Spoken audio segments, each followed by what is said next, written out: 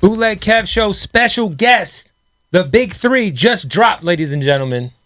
My guy, Roddy Ricch. Yes, sir. Compton is in the building, man. What's going on, champion? It's been a minute since I've seen you. I haven't seen you. I think I saw you a couple of like little parties or something, but I really ain't like locked in with you. I feel like since before the pandemic, man. It's been a minute, bro. How are you, though? I'm chilling, bro. Everything's good? You feeling good? Always. Yo, dropping these 3 records, kind of give me the thought process behind, because I know you've been teasing Feed the Streets Volume 3. Mm-hmm. So what is the purpose of, giving us a little sampler, a little taste before you give us the next project? Shit, I'm really just ready to drop music, bro. I'm just ready to drop. Ready to get the fans what they want to hear. Just give them some more music and stay in tune with them, feed them. You know what I mean? Yeah. Do you feel like the feedback to the second album lit a fire under you to like get back to kind of just putting the foot on the neck in terms of just dropping? Because, we had the pandemic. Obviously, you drop a #1 album, the pandemic happens. Was it 2.5 years since? I think just 2.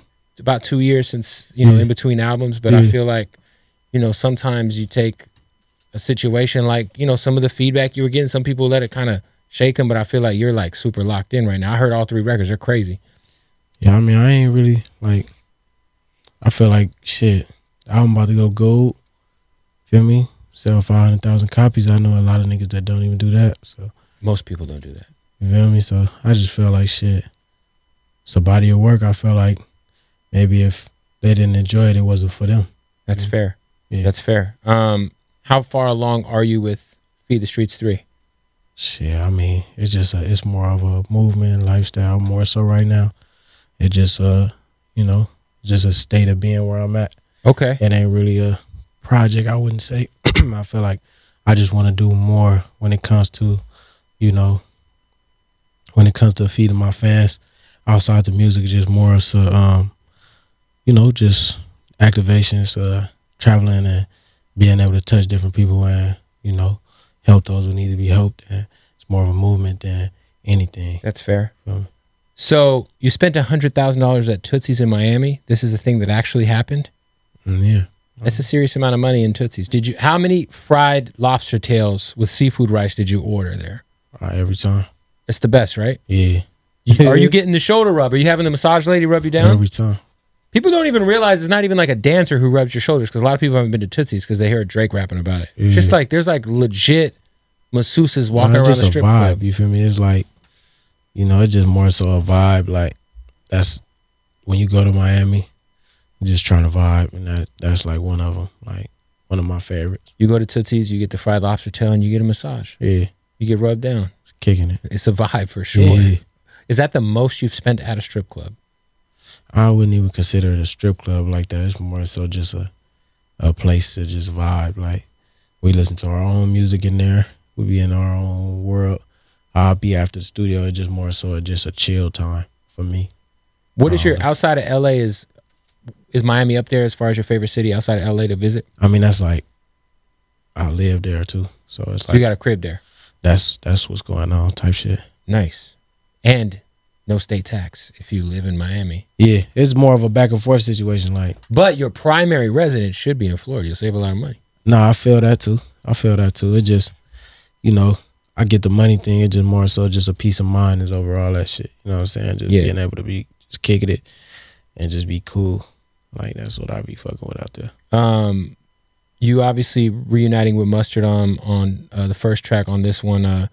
What is it about you and Mustard's chemistry you think that just makes everything so special every time y'all link on a joint? I just feel like you guys are batting 1,000%, man. Always. Yeah, no, it ain't. I just feel like it's more so bigger. Like everything is big. It's deeper than rap. More so with me and him, it's just more so we got so many songs. It's just time to just give them out at this point. Like we got to just go ahead and just do what we need to do. Because I just feel like the West is like we got to just give them what they want. We gotta be the ones that they spinning, and we gotta stay on their neck more. Would you and Mustard ever do a full collab project? I know I'm fans 100,000%. Is that something you guys like seriously consider doing? 100,000%.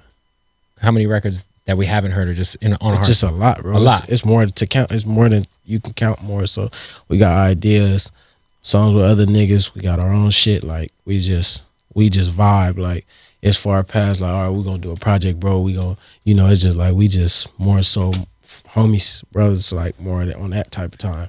So it's like whenever we in whatever city we go, he loading beats, I'm rapping on them shits. It ain't no like expectation from it, and I feel like that's why we get the best results, because it's not no pressure when it come to us. 100%. Post Malone, somebody who embraced you really early.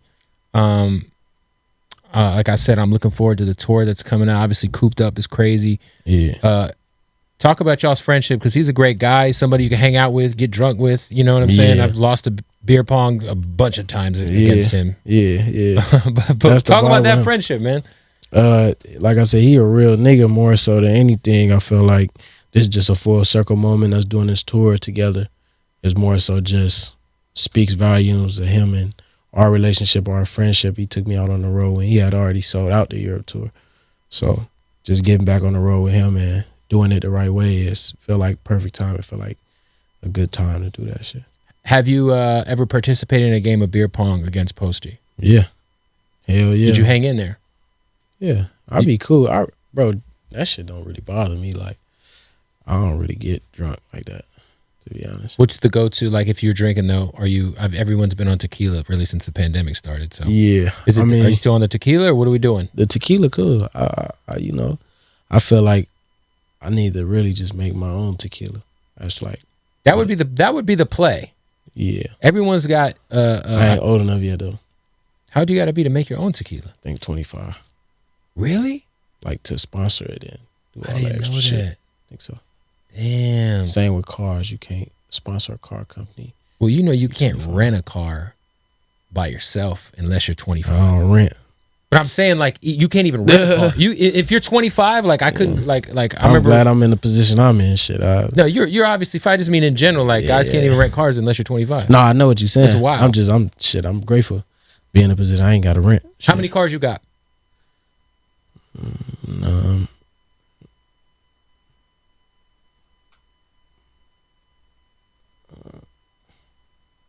Like 8, 9, 8. So give me your favorite car and your most expensive car that you own. My favorite car, my first car, my Hellcat, the one I bought in 2018, 19, 2020. It's a Daytona edition Hellcat. I think they made like 500 of those. It's inside the first car I got with blue stitching. Oh, nice. So blue detail and shit, and then I put it on 4Gs. That's like my favorite car, but my most expensive cars is the Rolls and the Rari. Yeah. The Ferrari? Yeah. Yeah, the Ferrari's it's a serious boy, man. Both of them have. Yeah, cool. Yeah, I feel like any car that I could go that fast in, I'm freaked out about, man. Yeah, I got something else for their ass though. I'm about to do some shit that ain't nobody ever did, or probably niggas done did it, but not in the last 10 years. What? Get a new car. Fire shit. Like an old school? Nah, some new shit. What is it that you haven't done, that the people haven't done in 10 years? They gotta see it. If I say it, you feel me? It's gonna air, niggas gonna see it, and niggas gonna try to do it. I'm gonna just pop up with that motherfucker though. You getting the old school Hummer? Nah. I don't know. I'm just trying to figure out. I'm thinking 10 years ago. No, I'm saying that a nigga ain't dead. Like, I ain't seen nobody really bust it. So it's time for me to just go ahead and make that my lane. You feel me? Would you consider yourself a car enthusiast? Nah, I just like cars. Like, it's just a thing. I like cars. I like diamonds, and I like certain shit. Obviously, there's a lot of diamonds on your neck, man. It's a serious amount of ropes. Yeah. Shout out to your jeweler. Whoever did those is definitely appreciating your customership for sure. Best jeweler in the game. Who's your jeweler? Elliot. Shout out to Elliot. Yeah. He got Wayne though. He got Future. He got some niggas that spending more money than me.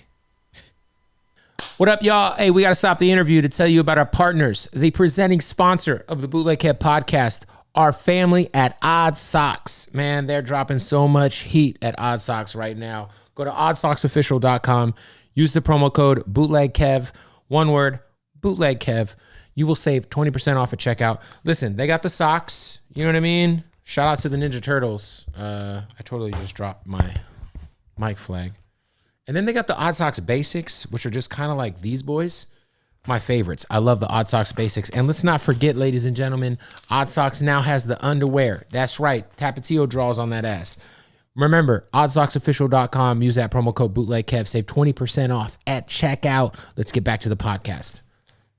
Hey, you're very, I feel like in the last couple of years, you've been very selective about who you do records with. Like, I feel like a lot of people would be in your position and we'd hear them on a lot more other artists' project. But I feel like with you, like when you hop on a track, it's very like few and far between. 42 Doug record, the NLE Chopper record. What is it like that has to click for you to like actually get on some shit? Because I'm sure if you wanted to, you could be on everyone's fucking album. You know what I'm saying? Like, is there? I just feel like it's just my personality. I'm selective with my women. I'm selective with, you feel me, music. I'm selective with the clothes I put on. I'm selective with the people I hang around. It's just more so a lifestyle. So, you know, when it comes to business, sometimes people may think it's a little crazy for me to turn down a lot of shit, but I just gotta fuck with it too. And you have to like really fuck with the person or at least be a fan of what they're doing? Exactly. Yeah. More so, you know, because a lot of times, you know, I don't want nobody singing along to a song that I'm on and I don't really like the song. That's just the simplicity of it. Do you ever look back at some of the old shit you did before maybe like you were in the position you're in now and like be like, damn? Because, you know, I feel like most artists, when you're on that independent grind, you might pull up in a city, you might get a bag for a feature, you might get a bag for a hook. You know what I'm saying? Like, I feel like we all done been there before, but everybody has, for sure. Just me being who I am at this point, I feel like I just stand more firm on what I believe, and I just do what I want to do at this point. Whatever happened to the Drake song? I know there was at least one. Yeah. Like, why did we never? I remember you were telling me in head about him. I think we were at Real Street Fest and we were talking about it. But like, whatever happened to the Drake shit dropping? Like, why did that never come out? I don't really know, honestly. Fair enough. I'm not sure you have a lot of songs that don't come out, but obviously, you know, that's... Yeah, I mean, like, bro, me, I don't bank on doing no song with nobody, bro. You talking to a nigga, I went diamond by myself. I don't.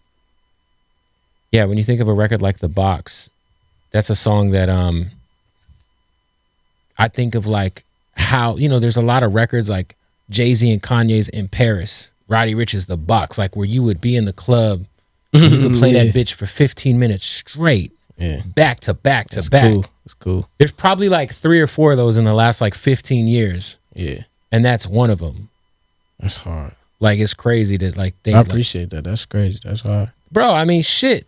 I'm sure you've been in the club where they brought that bitch back. I mean, dog, that. No, I mean, yeah. But when you, yeah. I mean, shit, yeah. That's hard though. Shit. Diamond record, man. Yeah. Yeah. Have you thought of because I think like you also are, like, get in this bag where you kind of get on your R&B shit. I'm thinking of the high fashions, the late at nights. You know what I'm saying? Yeah. Like, we're shit for the ladies. Have you ever thought about putting out like a little pack of a bunch of those? It could come. You feel me? It's just all of how I feel. I feel like that's just a portion of who I am when it comes to that type of music. You know, I'm cool with I have a lot of female friends, cool with, and you know, that's just a part of my life. Like, gotta cater to them, and a lot of the times the niggas is gonna listen to what the females is listening to. For sure. So it's like, shit, sometimes I like to cater to them, and I like to make songs for them. Yeah. Any videos shot off of these 3 that we just dropped? Yeah, Real Talk. Real Talk's crazy. Yeah, we did the video for that. Already shot. Yeah, I directed it. Yo, your videos are fucking getting to the point where they're like little movies, bro. Like, appreciate that. for real. Like, I remember like back in the day it was JD Film shooting the shit. It was very like on the spot. Like, but even then, you feel me? We had the vision. Like, and even then there was like light concepts going on. You know what I'm saying? yeah, no, we had the vision. Like, that's what I said. I've been directing my videos since I came out. That's just part of my artistry. So now I'm blessed to be able to work with, you know, great creators in their space. You feel me? It's just like the exes and the niggas I looked at their videos when I was young. You know, so. And you're blessed to be able to execute a lot of your visions to the fullest, right? Yeah. So. Because sometimes when you're coming up and you're hungry and you might have a great idea, but ideas take money sometimes to execute. You know what I'm saying? Sometimes, but I feel like shit with every season or Die Young or a lot of that shit, it was still our idea, and it just we was limited to just our circumstances. So that's just what we showed, and I feel like that's what made it so pure, and that's what made people fuck with it. But now at this point, it's just like we accessible to, we have access to a lot more, and I feel like that's just where we at, and I want to feed my fans that as well. I don't want to limit them to what cancel them out of what we accessible to. That's fair. That's fair. Yeah, yeah. I heard someone say recently that per capita Compton has produced the best rappers ever. Guys like yourself, The Game, Kendrick, Cube. I mean, Cube's, obviously been a bunch of them in NWA. He's South Central. Yeah, but I think of NWA straight out of Compton, Okay, I feel that. Eazy-E. But I'm curious, Kendrick dropped a body of work that to me you really had to sit with to really fully appreciate it. I'm just curious your thoughts on the Kendrick album if you got to sit with it. Yeah, I mean, I've been a lot. I've been working on my own shit, but I've been listening to tidbits and pieces of it, and I feel like I understand that he's in a place where he's putting music out to push the culture forward, and you feel me, just get us to make different shit, and it's still sticking at the same time. So it's just like, that's what it's about at the end of the day, just doing what you want to do and creating the art that you could be proud of. And you feel me? I feel like he does an amazing job at that and putting artwork together and releasing it to the people and how it should be. I'm curious, LA I feel like right now we're in a great space as a city in terms of just the talent that's bubbling in Los Angeles. I feel like a lot of people are working together as to where maybe like 4 or 5 years ago it felt a little segregated. Who are some of the young LA artists that got your attention, man, that you're just a fan of from, and I know you got your guys that are in your circle that are dope, but like, who are you fucking with? Shit, I feel like Bino and Blast is doing it. They thug. Blast is crazy. Bino's crazy. Yeah, they doing they thug. And another young homie from Compton, name is Siete. Siete's hard. Yeah, he doing his thug, and he changing the game. You feel me? As we should. I feel like all the guys I'm naming, they doing it in their lane, and they stick it to their thing. So I can always fuck with that. You feel me? Like, definitely a nigga just being himself and doing his stuff. Yo, you've gotten to the point of famous where you can't even go to a basketball game without people assuming that you're dating that person. Like, at what point, was there a specific moment where you realized shit was just different? Like shit really is different now. Like, you can't move the way you maybe used to move. Was there like a specific moment where you just kind of realized, like, fuck, like, I don't be tripping. Like, at the end of the day, I just move how I want to, and I feel like in that, you feel me, I'm able to still be discreet and do my own thug. Like, I just feel like shit, the world is gonna think whatever they want to, but at the end of the day, I move cool. I don't bother nobody. Don't nobody bother me. You feel me? And I fuck with who I fuck with, and it's just that's how it be, really. That's fair, man. I know you're sitting on a bunch of music. I'm curious, how many different times, because over a 2-year period we went, obviously you had your first tour, which was crazy because you were performing in venues that were big, but for as big as the album was, the tour was already booked, so you were selling out like 2,000 seaters, you know what I'm saying? But I don't feel like you really had the moment that you deserve to have touring wise because the pandemic hit. How did you deal with like kind of having to sit down? I know you lost out on a lot of festival money because that summer was going to be crazy for you. Like, did you just like, how did you redirect all that energy like in the middle of the pandemic? That shit was kind of crazy the first like 6 or 7 months, man. Yeah, I feel like it's all in God's timing, and I feel like just who I am, I just always accept that, you feel me, what God has for me is for me, and what is not is not. And a lot of people be frustrated or flustered by that, but I honestly didn't miss out on any sleep. I actually got a good chance to be around my family and be able to get stronger relationships with people that actually care about a nigga. So that's more important than, you feel me, being on the stage or doing anything. And I love my fans, and I've had the luxury of being able to end a pandemic, and I'm still doing what I love, and I'm still doing what I do. So that's just in itself, that's like a blessing. You feel me? I always look at the positives. I don't try to look at it like it was a bad thing necessarily, because I might not have been ready for it. And you feel me? That's what that could have been. So I could have been ready for it. I couldn't, but God knew. So he just made my path how he make it. Yeah, I feel like a lot of people, instead of focusing on the positive of any situation, they always let the negative take them out, bro. It's like you got to look at the positive in every situation. Yeah, bro. Because at the end of the day, if you got a negative mindset, you're going to attract that energy to you, and that's never good for nobody. Yeah. Like I always tell my young homies, it's just like shit. It's just about what you can give to the world. It ain't about what the world can give to you, and that's game from Nipsey. You feel me? It's like more so you got to give your all to this shit. The game don't really owe you nothing. Nobody owes you anything. You feel me? Just as much as I could be doing it, I could not be doing it. So I just take my blessings with a smile. You feel me? Where do you keep the Grammy for Racks in the Middle at the crib? Where's it at? My office. That's a man. It's a big award, and that specific award just meant so much. I feel like to so many people. You know what I'm saying? Mm-hmm. Like shout out to Hit Boy. Did you get in with Hit Boy at all in terms of like just recently? Like I feel like that record is so iconic. I feel like it'd only be right. Whatever project that's coming, you guys get one on. I feel like we got a lot of joints, but you feel me? It's just about timing and just figuring out what fits. You feel me? Like honestly, the Racks in the Middle shit, I had did that after I did like 6 songs with Pluto. I had did that song and my voice wasn't I was hoarse. You did 6 songs with Future? Yeah. That night, and then when I ended up doing that one last one, because I had to get in with Hit, and cause we be just going. And after that initial first song, that was the first song I did with Hit Boy, and then we kept doing music, and so that's why I say it's like timing, because with that song, if Nipsey wouldn't have picked it, I probably would have just been like, all right, that's another one we got, and we'll figure it out later. And I mean, honestly, it's just about timing with this shit. Like it ain't no, like with me and Mustard, it ain't really no pressure. Like we don't be like, oh, we gonna drop on these niggas, or we gonna sell this many records. Like we've sold down there 20 million records together and never been like, nigga, we have to sell these records. It just happens. It just happens organically. Yeah, y'all ain't like overthinking it. That's what happens. People overthink shit. Yo, we just can't pass over yet 6 songs with Future in one night. Yeah.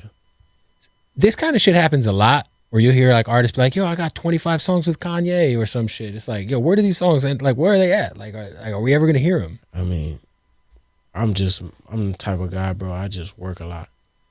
Like, I work a lot on my way to my radio station, interviews and stuff. I'm on the calls with, you feel me, the touring people, and I just be working a lot. Workaholic. So I'm sure the live show is gonna be crazy on this.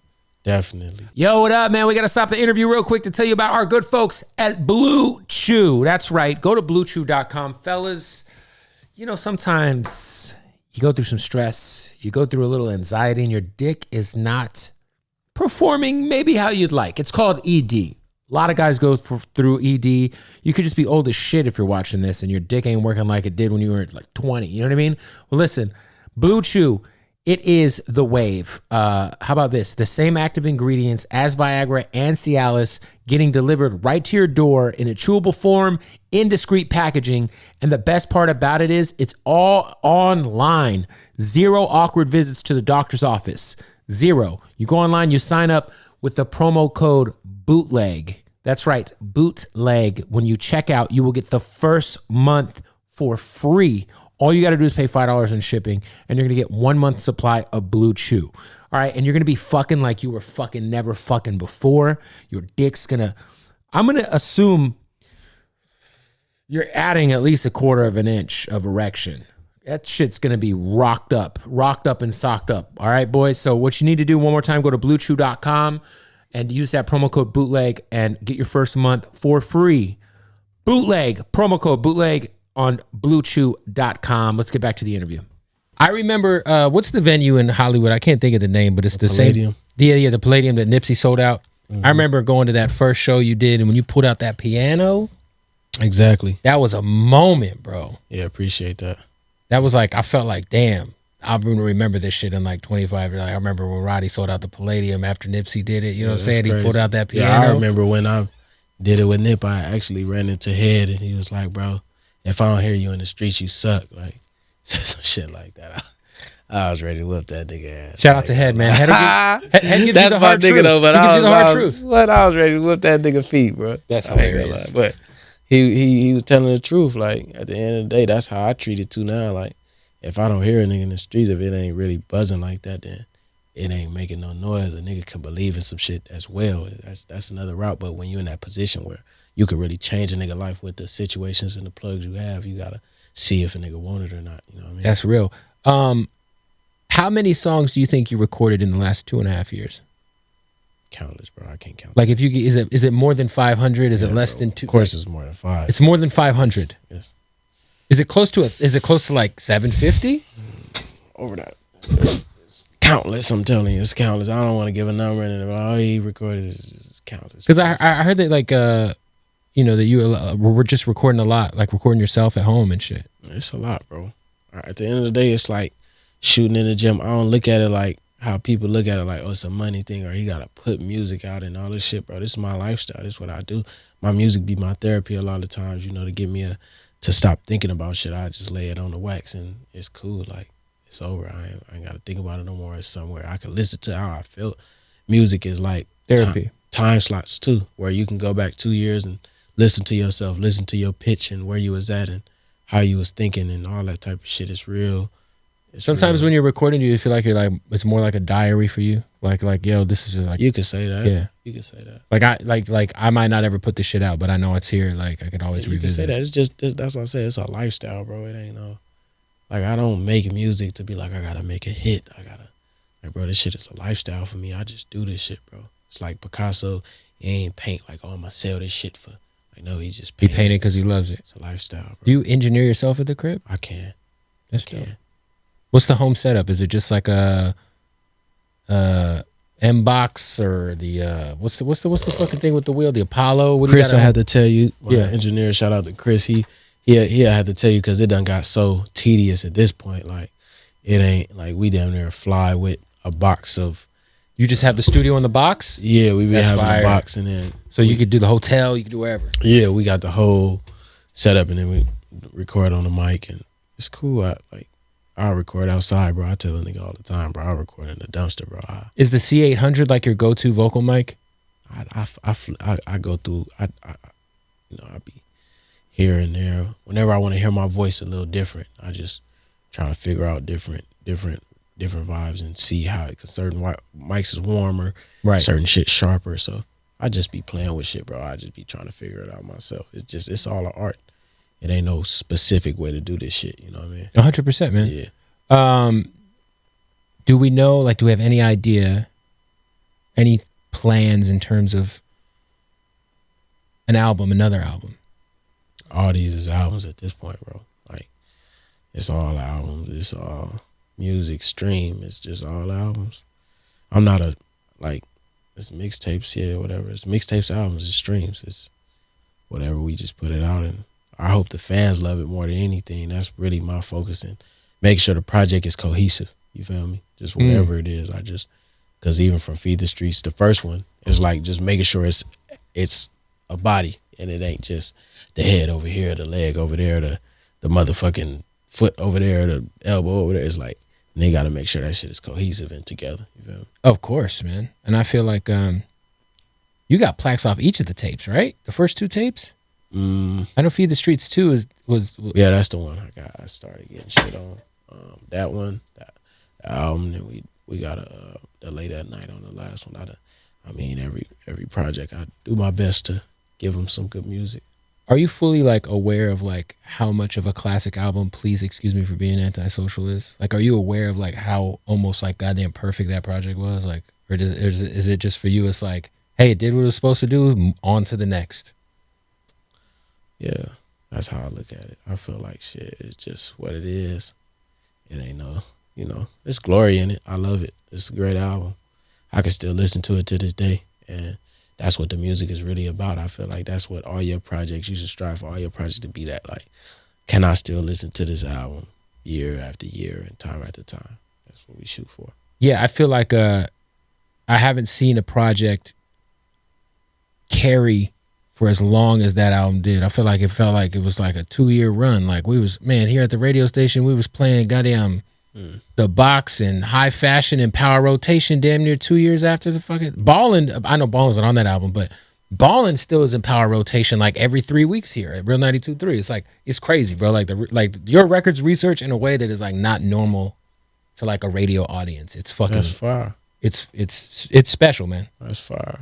I appreciate all the people listening, and you know, y'all hold me down with this shit. You know what I'm saying? Sure. So I appreciate everybody that's involved with that. And like I said, bro, I just make the music that I want to hear a lot of the time. So that's why sometimes it change, and we go through our different phases in life and shit, and it's cool. Like, you know, it's a lifestyle. That's why I'm pushing. Like, it's more of a lifestyle for me. It's not I'm trying to make this song be this. Like, that's why I feel like my music is separated from a lot of other people, because I just make it based on where I'm at. You kicked off the second album sampling the Kanye shit, which was cinematic as fuck. Yeah. Great way to kick that project. Appreciate that.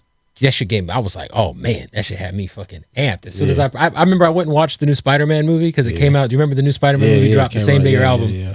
I got out from Spider-Man. I threw that bitch on. I was like, woo. Yeah. Did you like get your, I mean, obviously you and Kanye have had a very well documented friendship over the last couple of years, you being on Donda. But was that something that you like played for him? Let him know like, hey, you know, I kind of brought this joint back. I had told him the idea, but I feel like in that time and space, I didn't get when I got it fully done, I didn't get the chance to play it for him fully done. Rick Ross somehow is in my top 10, but he's somehow underrated still. I don't know how it is. When we think of like the all-time greats, I feel like not enough people say his fucking name. Yeah. Like Ross is him. He's him feel dunking. like Ross, if it wasn't for Ross, you know, I felt like he held the streets down for a good minute, and you feel me? It's just like that was his vibe, and he was just different. And the Maybach music shit, like that's why I bought my Maybach. I seen Nip have his Maybach and Rick Ross making the Maybach music. When I was young, before Nip had the Maybach, it was like when he did the Maybach music, it was more so like, what is a Maybach? Like, what is that? Yo, that run when he had, obviously there was like Deeper Than Rap, but then Teflon Don and the MMG project, Self-Made 1 and 2. Yeah. Fuck. And shout out to Gunplay, who's also underrated. Gunplay's a fucking beast, man. Roddy, I want to say, bro, you could ask anybody, your close circle, Bird, whoever, Dallas. I talked to everybody about you, and I want to say to you, bro, that you are a special human being, bro. Your artistry is crazy, and I always tell people it's I feel like it's almost impossible for you to make a bad record, and there's not a lot of people who are who I feel that way about. I feel like Post Malone's one of those guys. I just feel like your tone, your melodies, and like I want you to know, bro, fuck what people think, because I know there was a point in time where you like deleted the gram and you kind of were off social media, and you know, I don't know whatever reasoning you had, but like, man, listen, bro, keep doing you, bro. I appreciate that. You know what I'm saying? Yeah. Yes, sir. Roddy Ricch, Bootleg Kev. There 100%. It is.